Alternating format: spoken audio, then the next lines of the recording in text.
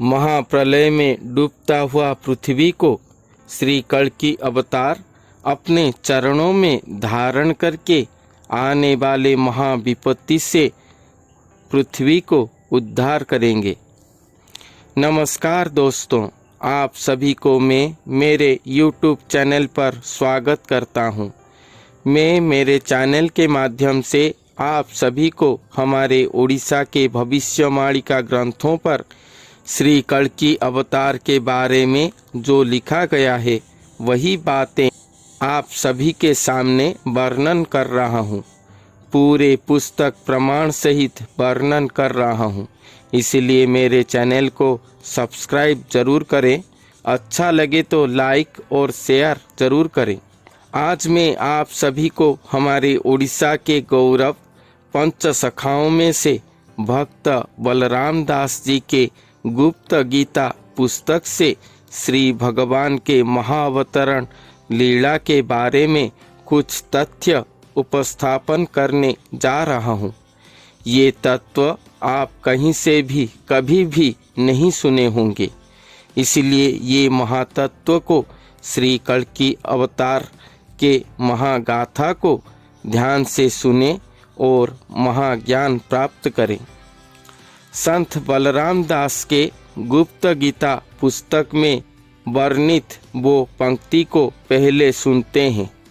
दिव्य मूर्ति अवतार सुनो हे पार्थ महावीर, एक पुरुष बंधु थाई ताहा भितरु जे जन्मई, आकारु अर्थ अणाकार, आकार तहिर भितर, पादरे पृथ्वी रहई, मुखरे ओंकार रहई, ओंकार भितरु बाहर, जानती तत्व ज्ञान सार।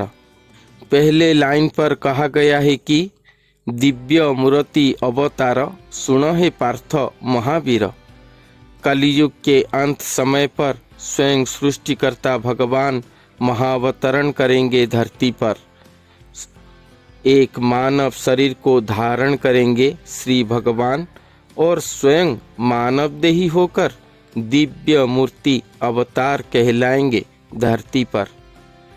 पंक्ति के सेकंड लाइन पर कहा गया है कि एक पुरुष बंधु थाई ताहा भितरु जे जन्मई, अर्थात इस धरती पर एक ही पुरुष स्वरूप हैं जो कि श्री भगवान के वो शून्य अरूप स्वरूप को दर्शन करे होंगे और खुद स्वयं भगवान के स्वरूप को पहचान कर खुद ही उन्हें वंदना करते होंगे और स्वयं भगवान वही नर स्वरूप या वो पुरुष के शरीर के अंदर ही जन्म लेंगे, अथवा इस धरती पर एक ही ऐसा नर स्वरूप होंगे जिनको स्वयं भगवान खुद वंदन करते होंगे और वो नर स्वरूप के शरीर के अंदर ही श्री भगवान जन्म लिए होंगे। ये दोनों अर्थ परिपूरक है। उड़ीसा के भविष्यवाणिका के अन्य स्थान पर भी लिखा गया है कि वो नर स्वरूप स्वयं श्री भगवान का गुरु स्वरूप है, जिनका भक्तिपण दासत्वपण गुरुपण के आगे स्वयं भगवान अपना नतमस्तक करके स्वयं अपना दास का दास भृत्य का भृत्य बन जाएंगे। यही तो महाप्रेम रस भरा महालीला है। खुद ही महाशिष्य बनकर अपना स्थूल स्वरूप को, अपना गुरु स्वरूप को खुद ही वंदना करते होंगे, खुद ही भजन करते होंगे। स्थूल नर स्वरूप अपने शून्य प्रभु स्वरूप को अहरह भजन करते होंगे और शून्य प्रभु स्वरूप अपने स्थूल गुरु स्वरूप के नाम गुण का कीर्तन अहरह अहर दीवानिशी करते होंगे। इसीलिए तो महापुरुष अच्युतानंद जी ने अपने कली युग कली कहानी पुस्तक पर कहे हैं कि आपे पूजी आपे भजी आपे खेलु थाए, अर्थात अपने आप को पूजा करके अपने आप को अपना नाम को खुद ही भजन करके स्वयं भगवान धरती पर खेल रहे होंगे। इस पंक्ति के पहले 2 लाइन पर कहा गया है कि श्री भगवान अपने शून्य रूप में अवतरण करके एक ही पुरुष रूप के शरीर के अंदर से ही जन्म लेंगे और दिव्य मूर्ति अवतार कहलाएंगे। और उसके बाद 3rd लाइन पर कहा गया है कि आकारु अर्थ अणाकार, आकार तहिर भीतर। आकारु अर्थ अणाकार, आकार तहिर भीतर, अर्थात वो पुरुष अंग आकार स्वरूप हैं और वो स्वरूप को धारण करने वाले शून्य अणाकार भगवान वो पुरुष रूप सहित समान शून्य अवयव धारण करे हैं। जैसे जल या पानी का कोई आकार नहीं होता, मगर हम ग्लास में रखते ही वो ग्लास का आकार में रहता है, उसी तरह निराकार स्वरूपी श्री भगवान का कोई रूप अरूप नहीं है। फिर भी वो अपने भक्त के संग खेला लीला करने के लिए दिव्य स्वरूप में अवतरण करके एक पुरुष के अंग को धारण करके अणाकार आकार स्वरूप होंगे। श्री भगवान का अणाकार रूप वो दिव्य पुरुष का आकार स्वरूप के अंदर ही रहा है। ऐसे एक ही आकार स्वरूप में 2 स्वरूप रहकर एक एकाकार एक स्वरूप कहलाएंगे। ऐसे श्री भगवान का दिव्य मूर्ति अवतार होगा।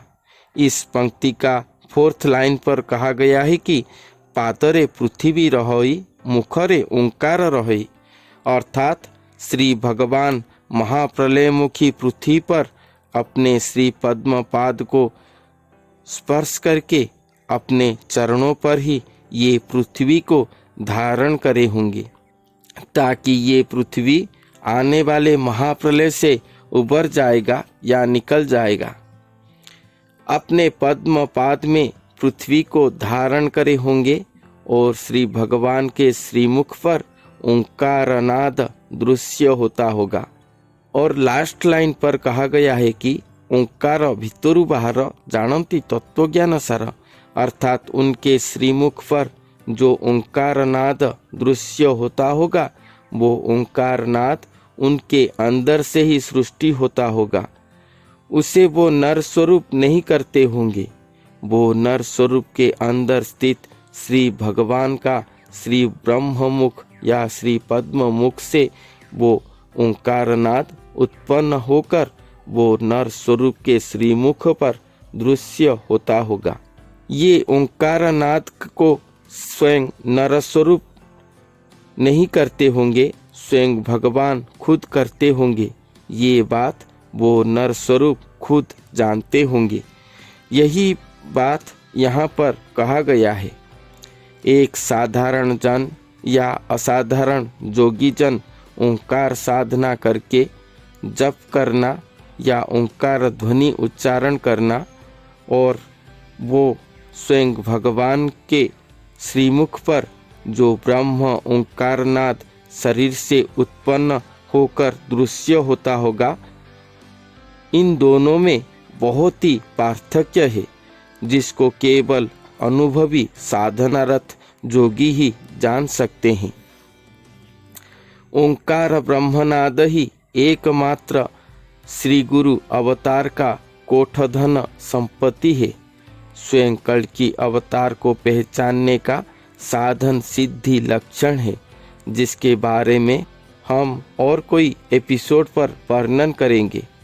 तो इस एपिसोड पर महापुरुष बलराम दास के गुप्त गीता मालिका पुस्तक से हम ये जानने को पाए कि कल्कि अवतार के समय स्वयं भगवान एक ही पुरुष अंग को धारण करेंगे और वो कोई नारी अंग को धारण नहीं करेंगे, कि वो कोई नारी से जन्म नहीं लेंगे, वो एक पुरुष अंग को धारण करेंगे।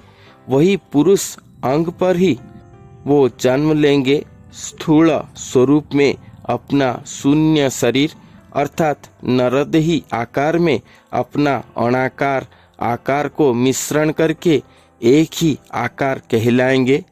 स्थूल नरदेही के अंदर शून्य निराकार देही स्वरूप रहे होंगे। दो स्वरूप मिलकर एक एकाकार एक ही स्वरूप कहलाएंगे। अपने श्री पद्मपाद पर स्वयं भगवान पृथ्वी को धारण करे होंगे और उनके श्रीमुख पर ओंकार नाद रहा होगा। इसका तत्व को केवल वो नरदेही स्वरूप ही जानते होंगे। ये श्री कल्कि भगवान का महातत्वमय महादिव्य मूर्ति स्वरूप का महावतरण है। ये महातत्वमय महाज्ञान हमारे ओडिशा के भविष्यवाणिका ग्रंथों पर अति ही सरल ओडिया भाषा में कविता के छंद में सुउच्च कोटिर साहित्यिक भाषा पर वर्णन किया गया है, जिसे मैं संग्रहित करके आप सभी को ये महातत्व के विषय पर बता रहा हूँ, ताकि आप सब आने वाले या धरती पर अवतरण हो चुके कल्कि अवतार के महाअवतरण गाथा के विषय पर अवगत होकर सचेत हो जाएं और उनके शरण में जाने के लिए सुप्रस्तुत हो सके।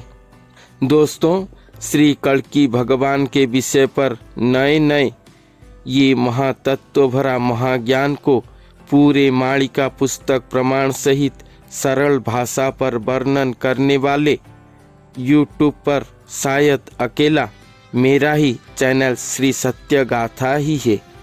मेरे पास हजारों से भी ज़्यादा ऐसे संग्रहित पॉइंट्स है, जिसे मैं धीरे धीरे आप सभी के सामने वर्णन करते ही जाऊंगा।